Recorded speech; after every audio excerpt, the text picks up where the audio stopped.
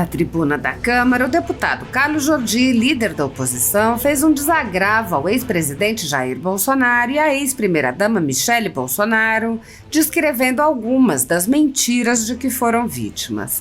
O deputado apontou: desde o início do mandato de Lula, Jair Bolsonaro e sua esposa Michele Bolsonaro têm sido alvo de diversas calúnias, de diversas mentiras. Tanto Lula quanto a esquerda têm criado diversas cortinas de fumaça para esconder as lambanças deste desgoverno. O deputado mencionou o episódio em que foram encontrados móveis que Lula e Janja acusaram Bolsonaro e Michele de levar do Palácio da Alvorada e disse: a coisa ficou tão feia, que até mesmo a turma passadora de pano do UOL e de outros veículos de informação está criticando Lula por essa postura tão leviana e irresponsável. Jordi prosseguiu: eu não sei se Lula acreditava, de fato, nessa baboseira de que não encontraram esses móveis no Palácio da Alvorada ou se ele realmente queria comprar móveis novos. Aliás, de pai dos pobres ele não tem nada. Ele gosta muito de luxo. O fato é que, se ele realmente achava que Bolsonaro havia furtado, isso só mostra o tipo de caráter de Lula. Lula talvez tenha medido Bolsonaro pela régua dele. É necessário mais do que um pedido de desculpas. Lula deve devolver para os cofres públicos tudo o que gastou neste período em que supostamente achava que não havia mais esses móveis que teriam sido furtados por Bolsonaro, porque essa foi a justificativa para ele equipar todo o seu palácio, toda a sua mansão, para ele e para Esbanja. O deputado Bibo Nunes também mencionou o episódio, apontando que, além da vergonha pela mentira sobre Bolsonaro, os gastos feitos por Lula e Janja foram simplesmente absurdos. O deputado disse: eu não tenho mais onde colocar minha vergonha deste desgoverno que aí está. Não tem legitimidade popular alguma. Aonde vai, ninguém o aplaude. Não pode o senhor ex-presidiário tomar uma pinga que seja, uma cachaça, na sacada do seu apartamento sem levar uma chuva de ovos ou de tomates. Não que eu queira. Enquanto isso, o que perdeu a eleição pode chegar a uma praia vindo do mar, que a multidão está lá para aplaudi-lo e acatá-lo. Há mais de 10 anos, a Folha Política atua noticiando fatos, discursos, argumentos e denúncias que são obliteradas pela velha imprensa. Nosso veículo de imprensa dá voz às vozes conservadoras, ao anticomunismo, à defesa dos direitos fundamentais e da liberdade de expressão e de imprensa, além de trazer ao público os vídeos dos pronunciamentos de autoridades para que o público possa formar sua própria opinião sobre o que foi dito e não precise depender de relatos de terceiros. Quem controla a informação, controla em última instância a realidade. Grupos monopolísticos e cartéis que se associam com o intuito de barrar informações contrárias ou inconvenientes atuam em conluio com a finalidade de aniquilar qualquer mídia independente, eliminando o contraditório e a possibilidade de um debate público amplo, honesto, abrangendo todos os feixes e singularidades dos mais diversos espectros políticos.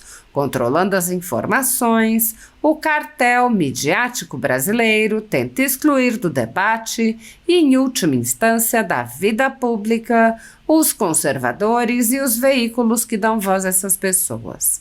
A renda da Folha Política está sendo confiscada a mando do ministro Luiz Felipe Salomão, ex-corregedor do TSE, com respaldo e apoio de Luiz Roberto Barroso, Alexandre de Moraes e Edson Fachin. A decisão confisca de forma indiscriminada todas as receitas advindas do YouTube, indicando claramente que a intenção não é a de excluir conteúdos específicos, mas sim de calar o canal e eliminar o jornal. Há mais de 32 meses, toda a nossa renda é retida sem qualquer justificativa jurídica.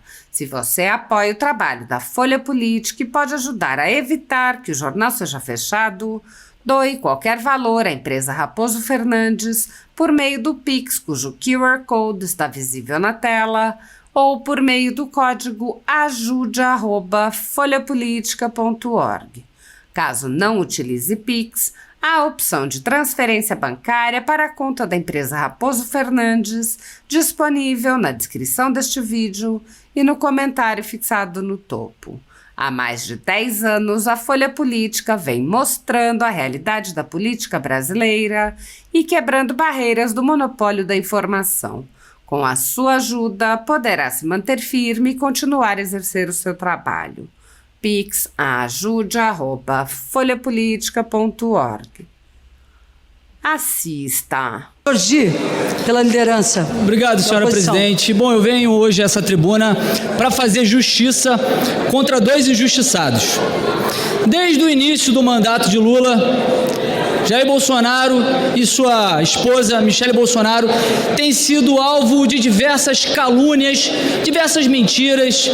Tanto Lula quanto a esquerda têm feito diversas cortinas de fumaça contra ele, e isso para esconder as lambanças de seu desgoverno.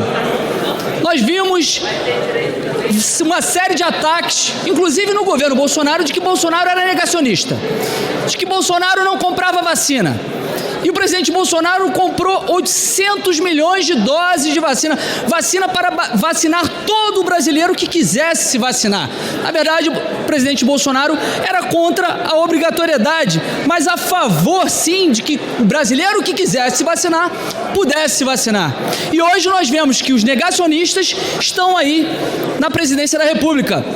Lula deixou de comprar vacina para a dengue no nosso país com a justificativa de que era para priorizar uma vacina nacional.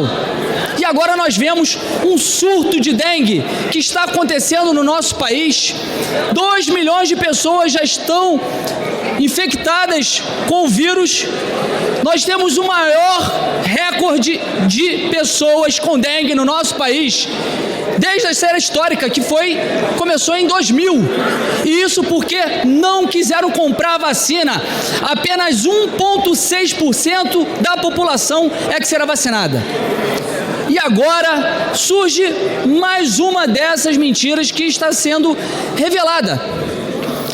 Em janeiro de 2023, todos devem se recordar de que Lula e Janja acusaram de forma leviana o presidente Bolsonaro e a sua primeira-dama, Michele, de que eles estariam furtando móveis do Palácio da Alvorada, furtando 261 objetos, 261 móveis do Alvorada. E aquilo foi uma justificativa, inclusive, para Lula não ficar no Palácio da Alvorada, porque ele disse que estava inabitável, que estava um local totalmente degradado. E levou Lula a fazer uma licitação para a compra de móveis. Aliás, comprou móveis sem licitação no valor de R$380 mil.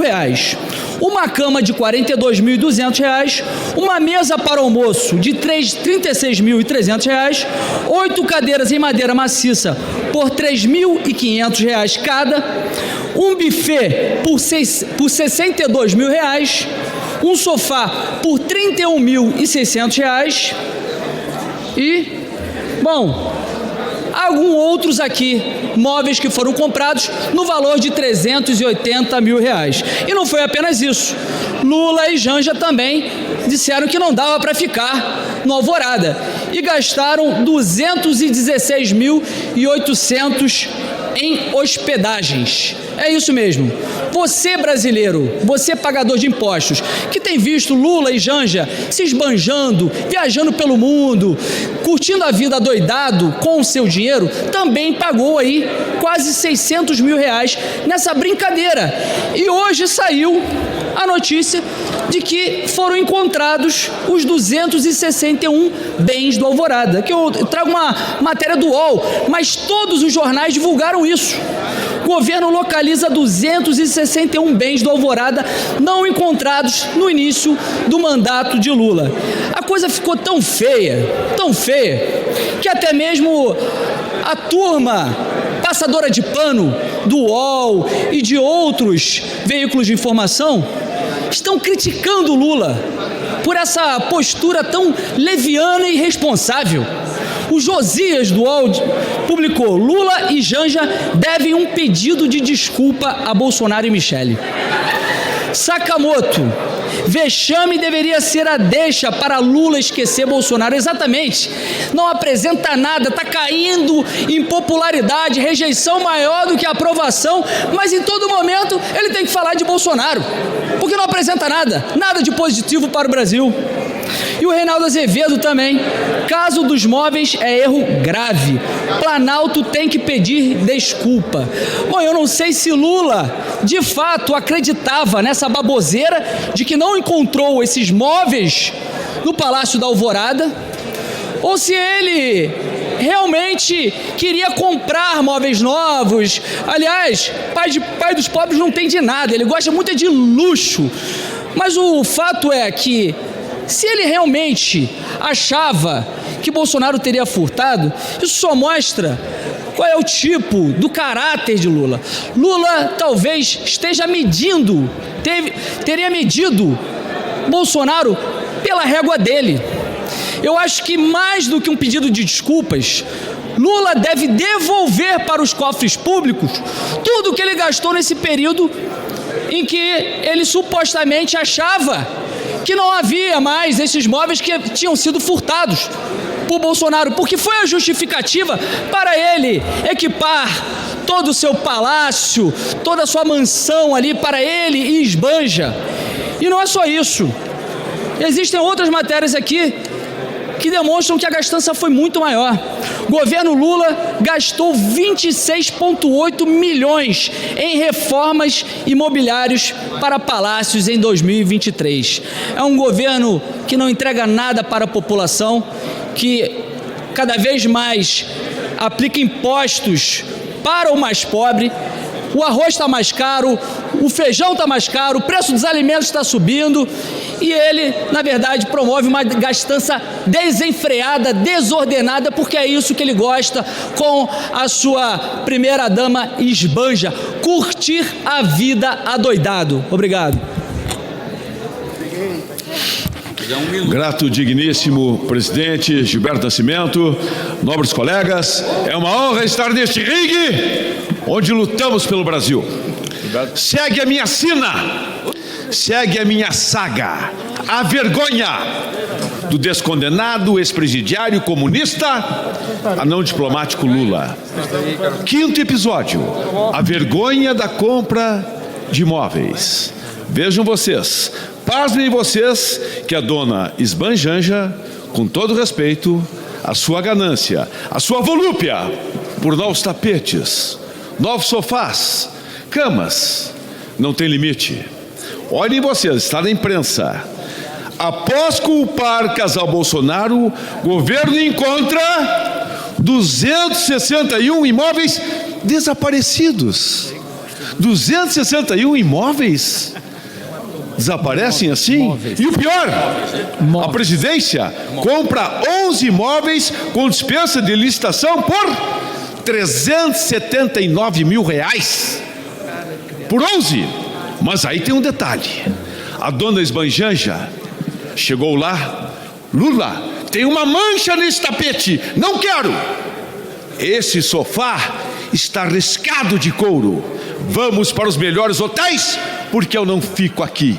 Eu sou a primeira dama, com muito orgulho. Aí, entre as compras, comprou um sofá de couro por R$65 mil. Vocês aqui, R$65 mil, compram um carro? Mas eu digo, como? R$65 mil? Dispensar a licitação? O que é isso? Ah, o sofá é de couro. Já entendi. Deve ser de couro de dinossauro. Meu irmão querido, para valer esse valor. Bacana. Mas couro de dinossauro, eu garanto que não é. Então, foi dinheiro, a revelia. Como é que faz o que gasta esse governo? Por isso, a minha saga. Vem aí o capítulo 6, a vergonha, porque eu não tenho mais onde colocar a minha vergonha desse desgoverno que aí está, sem legitimidade popular alguma, porque onde for, ninguém aplaude. Não pode o senhor ex-presidiário tomar uma pinga, uma cachaça que seja na sacada do seu apartamento, sem levar uma chuva de ovos ou tomate, não que eu queira, enquanto o que perdeu a eleição pode entrar na praia, vindo do mar. A multidão lá está para aplaudi-lo e acatá-lo. Então, a saga, a vergonha continua na minha próxima chegada a este ringue, mas sempre lutando pelo Brasil com honra e dignidade. E chega de passar tanta vergonha, e o capítulo 6 vem aí, a saga, o anão diplomático. Grato, digníssimo presidente. Ok, deputado Bibo Nunes, lá do Rio Grande